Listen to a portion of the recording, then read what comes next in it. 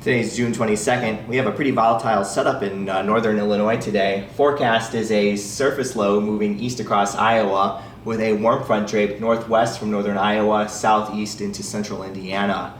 Storms are forecast to erupt later this evening along that warm front, where we have northwest flow of about 50 to 60 knots running along that warm front. The shear is forecast to be exceptional around this front. We've got 70 to 80 knots of effective bulk shear, and we have effective helicity in excess of 300 all along this front. It's causing the tornado parameters to spike, but there's a ton of uncertainty about what's going to actually happen, because what we've got here is an ongoing mess of storms north of the warm front.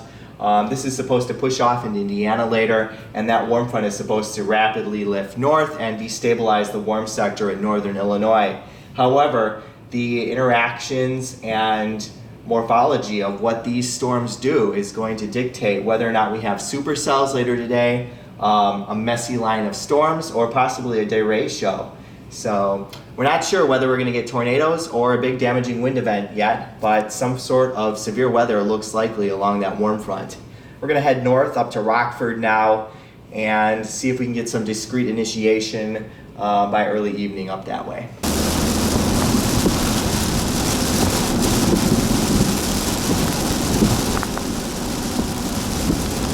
Okay, here's the forward flank, so it's going to be right there, and it's moving southeast. Okay.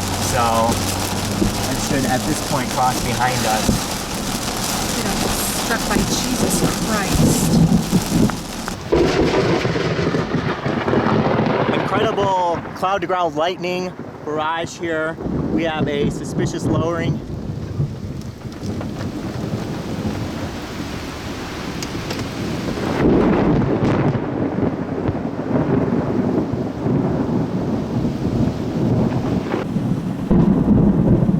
Probably just the curling around of the RFD, and we don't have a good tornado here, I don't think. No. I'm gonna take us north here. Great.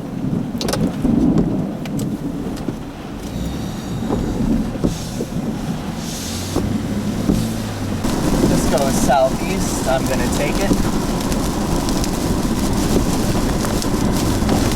Keep us ahead There's a here. tornado.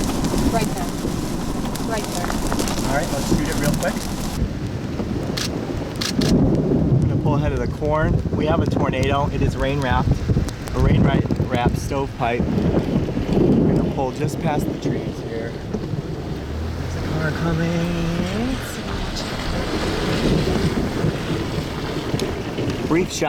Brief glimpse at a stovepipe tornado here. You know? Yeah. Southern storm is tornado warned. Let's drop down the line. Okay. Is that okay to you? Yeah, will we be able to beat the tornado south? Yeah. All right.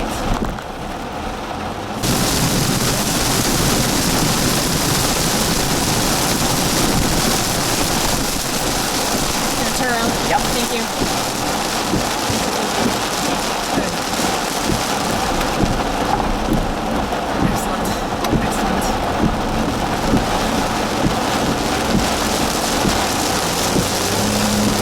Still gotta hurry. 5 nautical miles. Given the speed, I think we'll just stay here.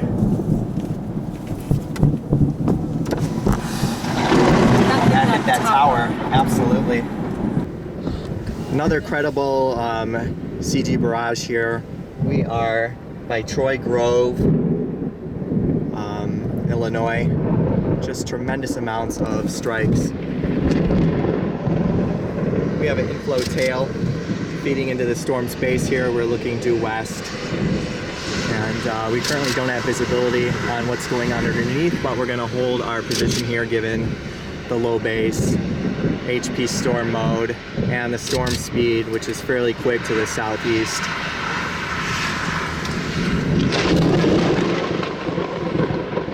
There's a crackle in the lines there before that bolt hit. That one was extremely close.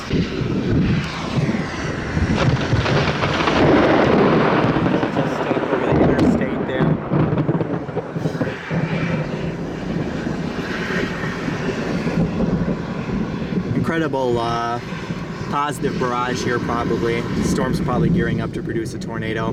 We saw very similar pattern on the last storm that produced.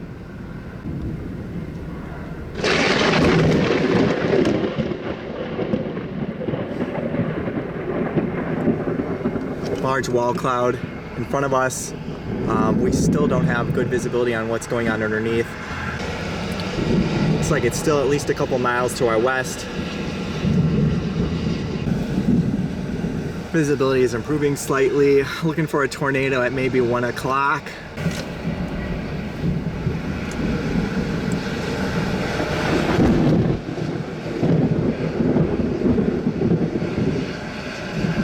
This is what we call stay in your car lightning. Neither of us are even thinking about stepping outside right now. I'm surprised you're touching the steering wheel. I am noting some moderate to strong rotation in the wall cloud. We do have some good left to right motion there in the cloud structure. Pretty dramatic structure. Fairly low contrast, but it is impressive.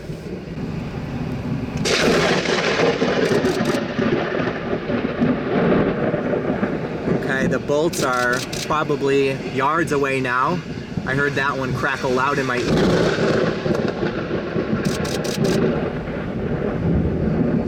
Probably half. Wow. I've never been in such a CG barrage. This is incredible. It's terrifying. Don't touch anything. Keep your hands off your electronics. The vehicle will keep us safe, just don't touch the frame.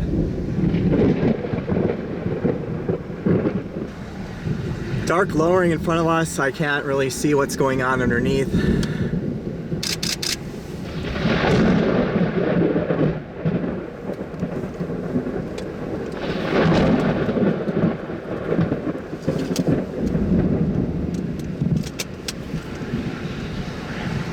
Ears are ringing from the thunder.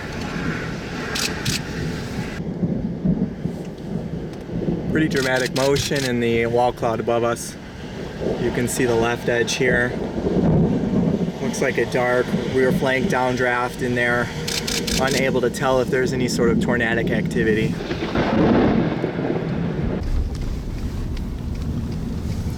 Yikes. That looks like Coleridge. Yeah. Looks like that thing's gonna go south. Gosh, I feel like we're right in the path.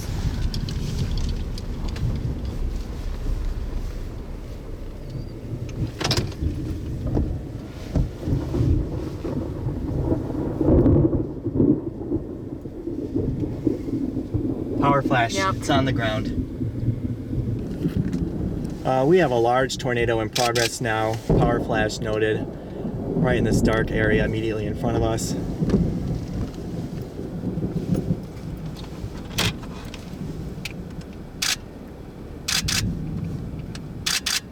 Looks like it's a bowl lowering with a debris cloud underneath.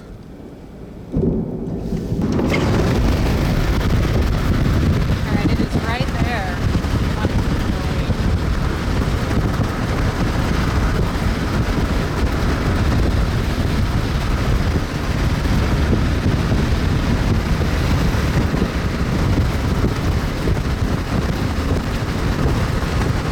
Still completely rain wrapped. We are seeing power flashes to our west.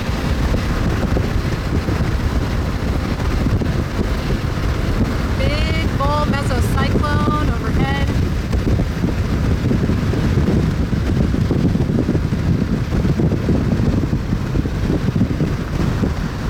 We are repositioning south for safety.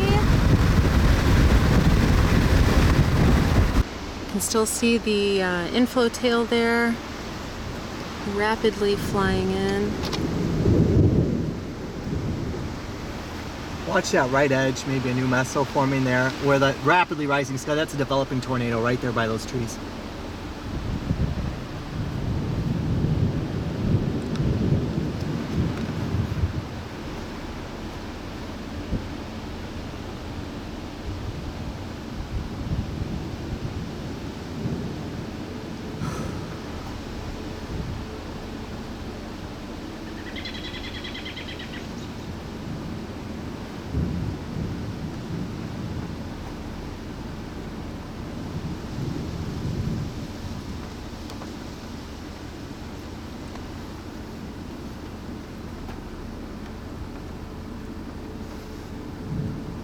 Kuwait's moving fast.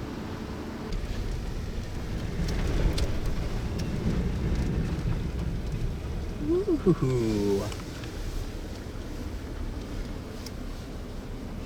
Damn, I feel like we barely put any freaking ground on the thing. We got a couple miles on it. Wow.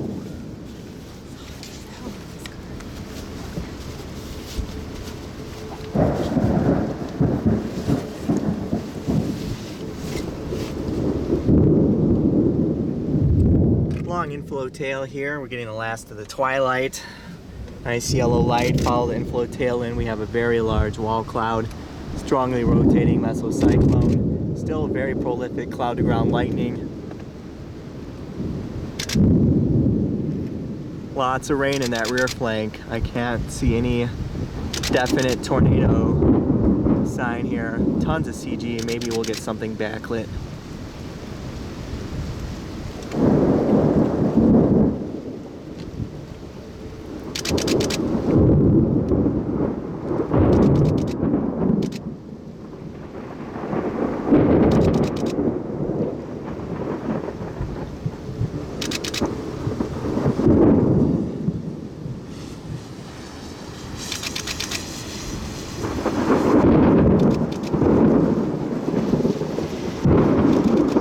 Yeah, nice lowering in there.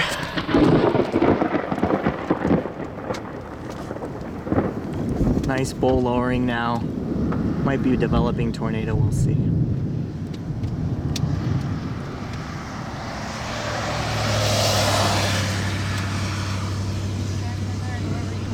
Yeah, that's not a wise move. People probably just don't know what they're looking at. Yeah, it's cleaning out in there. We might have a developing tornado.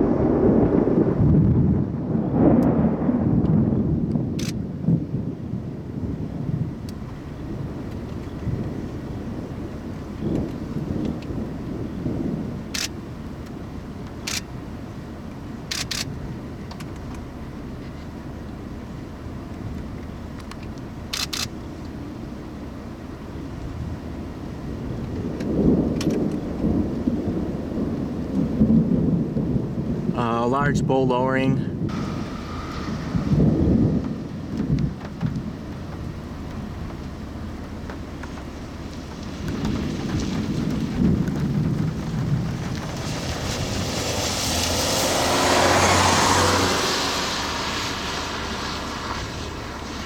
Could be tornadic right in front of us here, a couple miles to our west. It looks like we have a very suspicious lowering right at the top of this horseshoe-shaped base, right under this lowered wall cloud region.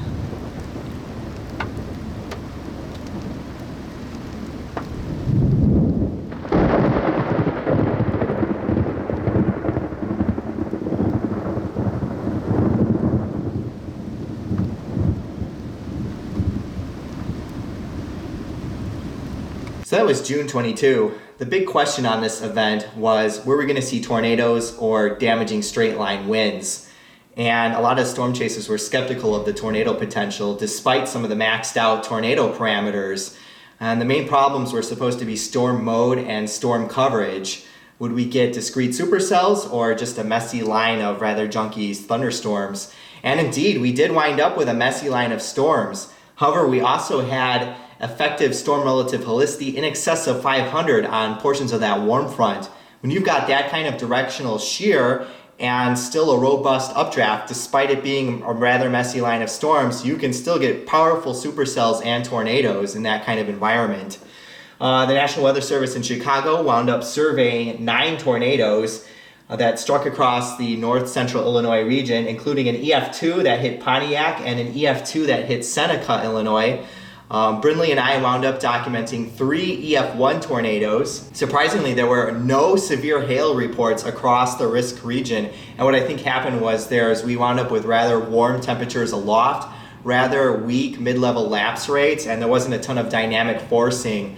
So very little hail had a chance to form, and the hail that did form probably melted before it hit the ground. You need that robust, strong updraft and cool temperatures aloft to really get large hail going. The kind of environment you typically see over Colorado.